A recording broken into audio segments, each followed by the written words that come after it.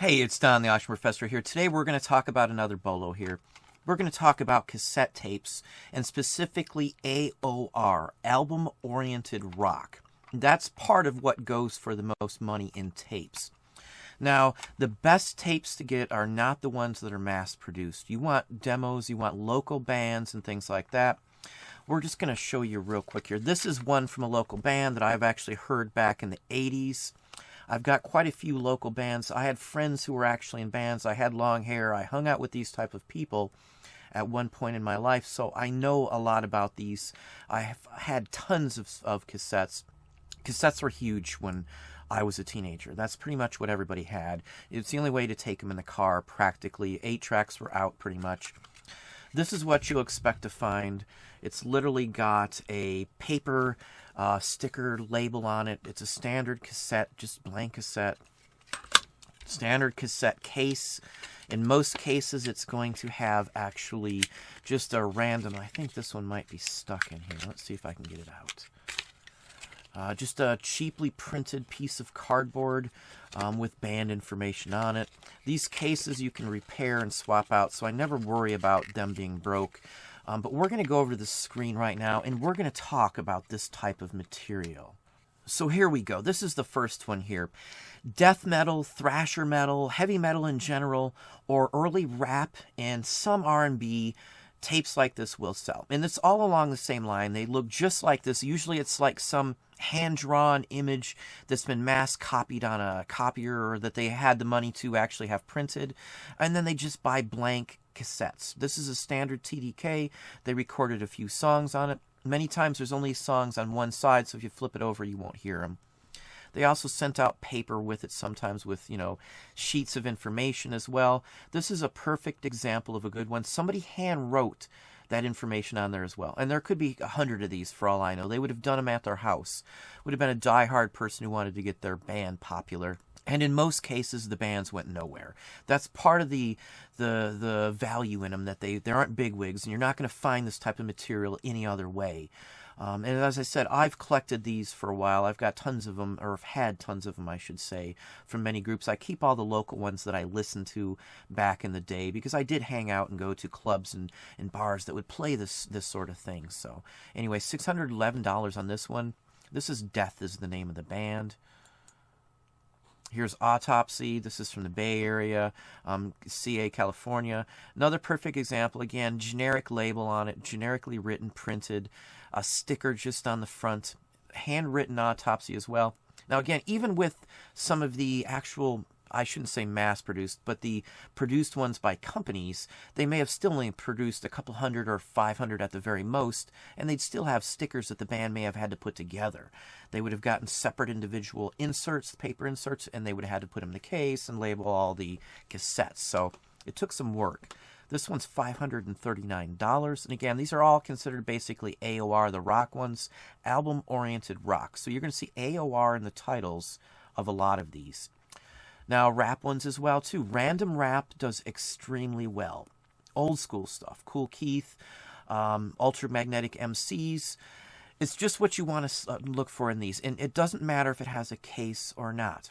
If it's unknown, unheard of, or some oddball one with some provenance, it can go for some really high money. So I look for the blanks like this all the time. And I'll just randomly buy big lots of them sometimes and just pop them in and see what's on them when I see this kind of stuff.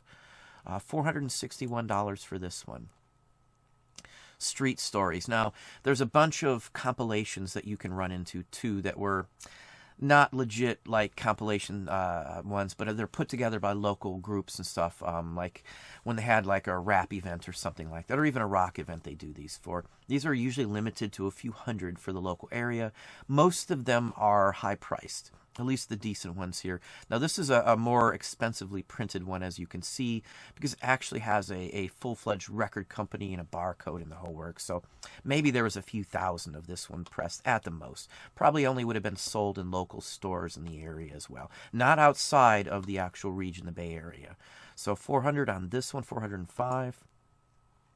Just another one. Satis, another Bay Area one here, a demo tape. Now, you could see the same basic thing without the word demo, or maybe that's all they ever did was a couple demo tapes and nothing else. You could get a little recording set or rent a studio back in the day. My friends did it. I have tapes, as I said, from them. So it's not something odd that you would find stuff like this. Most cities of any size will have something like this. Some of these do show up on pop sites, so if you want to search some of them, you can do it that way, or Discogs, or eBay, obviously. When in doubt, price high on any of these. $500-600 is not unheard of for an opening starting price on almost any of these type of material, especially with an insert to really tell what type of music it is. I would have a way to play them to know what it sounds like as well, too, whether it just be in your car or not, wherever you could play these or go somewhere and play them. Just to make sure, you want to test these as well. So you're going to have to play test the entire tape. Just FYI, on any tape like this, play test the whole tape, both sides. Just another one, and this was a little bigger production one on this one. Some of them, had some money behind them. Some of them were pushed and were in hopes of getting a big contract. There's regional groups, which this would be a larger regional group here. Another AOR, as you see it in the title. Truth or Dare is the name of the group. They actually had a few. This is going when hair band was dying and it was turning more to an alternative from, say, the West Coast alternative area, like the grunge movement in Portland and through Oregon and all that area. So it helps to know your music a little bit on where the lines were drawn on what type of music. So this is still like the last fledglings of, hair band metal still, like Epic or something when Epic came out. That's like one of the last ones. Epic is more along the lines of bordering into alternative at that point. So, and that's about 91 as well, too. $384. Millicolin, oddball name, but again, generic cover. Somebody just drew this. That's all it is. And you can see the signature of the name there on the right, just at the base of the skull, it looks like. Typical what you find, literally recorded in a small area. Sometimes they're foreign. Doesn't matter to me. This is a foreign one, though, but AOR can be considered AOR from wherever it's printed at or done. Earlier ones, 90s and 80s, are what you want in almost all of these. That's the era of this type of cassette, too. So 80s, 90s, hand-drawn cassette tape, or no cassette case with it all, only printing on one side of the tape. These are all factors. The dates will help, too. Again, mostly 80s and 90s for this type of tape. This is the #1 tape that I look for everywhere I go, and I do find them fairly regularly because most people pass these by because they're sitting there and scanning stuff. I don't mess with scanning tapes. I know you can flip some on Amazon. I know you can flip them on eBay as well as several other sites. This is what I go after because I'll make more money on them. I can instantly look at a bunch of tapes and see which few I need to look at, and it's usually just a few. At most big places, when there's hundreds and hundreds of tapes, I usually can pull 1 or 2 of these out. Again, they don't all go for a ton of money, but it's a good place to start. Thursday, this is just another group. This is a New Jersey one. Very generic on this point here. There's the tape itself. You've got a Patreon video coming out soon, too, that's going to center in on just a couple key groups, too. So if you're a member of my Patreon, I've got a special one coming out either next week or the week after, just on specific ones to look for of mass-produced ones that do sell. So anyway, I've got a few at the end here, but it's just probably not something you're going to find. So again, this one's just a very generic one, $348, another New Jersey one. Again, they're everywhere. The tape is just some blank tape that you could have bought at, Walmart or Kmart, I guess it would have been back in the day. Kmart was about the big stop you would have got that kind of stuff at. $348. Here's just another one here, Warning. Another group, they actually had the money to put together a real cheesy cover on this one, too. Usually they worked and they invested their own money into this in the hopes. Most of the time, again, these went nowhere. This is from 85. My chances on this one, they probably have no career in the music for the most part, I would gather.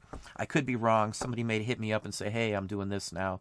So my apologies if that is the case. But for the most part, none of these groups made it anywhere. And that's part, again, as I said, part of the interest in these. 351. Just another random rap one here. This one has a cassette case with it, too, with some writing on it, too. So could be the titles, it may not. It's so hard to say because so many were mixed up. You'll mix up a cassette tape from it. Just really generic one here, too. 340, 24 bids. Some of these may be better to do as an auction. Some may not. It just depends. Most of the oddball ones I would probably start off very high. I would not start them off low if I was going to do an auction. Very generic, again, on this one here. I don't think we can get a zoom in here. Let's try the other one here. That's a little better. But you can see it was just printed. This one looks like it was printed on a dot, on a dot matrix. So they may have had like a die-cut stamping machine for this, and they would just printed them very generically. Both sides, it won't let me zoom in, but it looks like they're just dot matrix. Another perfect example. Now, famous people actually did tapes as well, too. This is an early one. I believe this was actually partially just done by him and his group back in the day, Marilyn Manson, Lunchbox. I have run into this one once in my life. This one's extremely scarce. I believe it's from Florida. I think that's where I found ours. Yeah, this is Florida. When I lived in Florida, we found one of these once before. I don't know the rarity, the scarcity, but I'm almost sure this is like one of his very first ones, maybe not the very first one, but in the first one or two that he ever did. And most groups did them as tapes back in the day, because that's what was out back then and cheap to do. You could do them on your own and just sell them yourself at the concerts when you had a little bit of a following. Our friends did that. They sold them. I've got some that they mass-produced too. So 308 on this one here. Ballistics. Now, this is another one. Hard rock, heavy metal, basically. This group had a little more money than some. Let's see if we can get it to show up. A little better printing, because they actually printed it on the cassette itself. So this wasn't some just cheapo one. They actually went in and sat in a studio and had some done. So that's a little better than most. The insert's a little bigger than most. Most of the time, they'll print the actual songs on the inside of it. But anyway, 304 on this one. Just another one. This is an M&M sealed original one. You know, most groups had this. Most groups were able to press or sign up with a small company before they hit it big time. So that's why you're going to see ones from this. I believe this one's sold in like the $400 or $500 range, if I'm not mistaken on this one here. This is just another Bay Area. Bay Area is huge for rap. It's just a big area, San Francisco Bay Area. Poverty Records, they've had other ones on Poverty as well. So it's not like an oddity, but this is fairly scarce. So if you're in the San Francisco Bay Area, this is what you want to look for. You want to look into your area, what types of material is going to show up when it gets into this. I've been into this type of music since I was, you know, a teenager. So I was around when these tapes came out. So I've always known about these since they first came out, because I collected them to listen to. So, you know, that's what diehard people like me did back then. So anyway, 277 on this one. Cat's Cradle, just another one. This is later on, alternative basically, when glam and heavy metal hairband music was going out. Misery, just another one. 80s again are the better ones to get. 255. Generic cover, generic insides. Just a perfect example. This looks like it was actually printed on a 8.5 by 11 sheet of paper, which is usually what you'll find on these. They were cheap to do. Here's just another grouping of them, and just various groups. So Melvin's, Leeway, just what you look for. Overkill is a well-known one. I've had many. Death Angel is another one. Death in General and Cannibal Corpse. These are typical of what you would find. You have to know the names of the groups, at least somewhat, or to understand how they named the black metal and the heavy metal and the death metal and thrasher metal. They're like little subgenres of heavy metal hairband music back in the day. There's Christian heavy metal as well, too. Stryper is a perfect example. And they have some actual generic tapes that they produced themselves prior to going mainstream also. Just another example, Vital, San Diego. Now, this is a rap one. It's going later on. Rap can go into the 2000s era and still be worth some money. Rap lasted a lot longer on these cassette tape demos. Another heavy metal, 1990. Another generic, hand-drawn cover by probably a member of the group, I would say. Incantation. Rough Justice, another example. This is UK. Motorway Mad. This is just an oddball one. Again, hand-drawn cover. That's what I look for. That's like a key to these. Again, some were printed on thick cardboard. Sometimes they would hand cut these out of a sheet. They would just print them off like normally on a Xerox or, you know, a copier of some sort, and then they'd cut them out and then stuff them in there too. $231 US on that one. Here's one, Bone Thugs and Harmony, an early one. I think this one, yeah, this is pressed by, you know, a small record label at the time. So that's a key to some of these. And when they're combinations of artists, they can also add, or artists that later on sign with bigger groups. $230 basically on this one. Another real good one in my book. Sacred Blade, another early demo. The earlier they are, the more generic they look. So heavy metal early. AOR on this one as well too.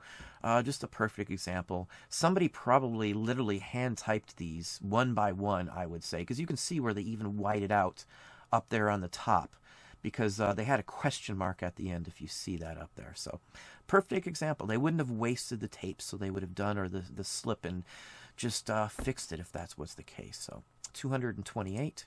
Next one here is Clear Blue Sky. Now, if I'm not mistaken, that was a garage band in the 60s and running into the 70s. Now, this is a Vertigo swirl. Vertigo is a foreign company. You can see the swirl. That is on records as well, too. They make CDs, if I'm not mistaken, too. Just another oddball one here. Last couple here are similar to this, just another Vertigo. Any ones of the Vertigo I usually spend some time looking into or buy if they're 50 cents a dollar. These are early. You can see the date, 1970 on these. Made in Holland. A lot of this material started over there first before it really hit over here. Here's a David Bowie, a Canadian one, 1976. They didn't make a lot of the Canadian ones, or at least they don't show up as much. I do find them here because we're right over the Canadian border. It's like an hour drive, and I'm in Canada, in downtown Windsor. So, and we do go there occasionally. I have my passport card. So does the family, for that matter. 262 on this one. Here's Tool, another. This is a UK one. Sometimes some of the cassettes, import-wise, can add some value, just because maybe that version or that song was only released over in another country. Sometimes cassette singles, where they only had one song on each side of a cassette, can have some value because that version of the song, or that song in general, wasn't released any other way on a cassette. So this one's 313. And the last one here is like the highest one that I can say has ever sold. This is a U2 produced one, and it was hand drawn out as well. Looks like it was hand typed out by the group itself in very limited quantities. This all looks like it's literally off a typewriter. And he's literally written his address right there in pen on the back. I'm sure that's one of the group, actually, because the U2 part looks similar to the U2 on the in red right there too. So I would honestly say that that was Bono writing that as well on here. They did this just like anybody else did, trying to get famous. Tapes were the way to go because you could actually, do this at your house as opposed to having to rent a studio space. This says tape with Bono address and artwork. I would gather he did the artwork on this. It went for $8,515. This could have just showed up somewhere. So, I'm not going to go into this because there's a whole big explanation on this. If you want to see value or read into this more closely, you can just look it up by the title, U2 Extremely Rare March 1979 Demo Cassette Tape. So that's what I have for you today. Well, there you go. Hopefully you enjoyed the video. If you did, please hit that like button down below. You can also hit the bell icon to be notified when I post new content or go live. Subscribe and tell a friend.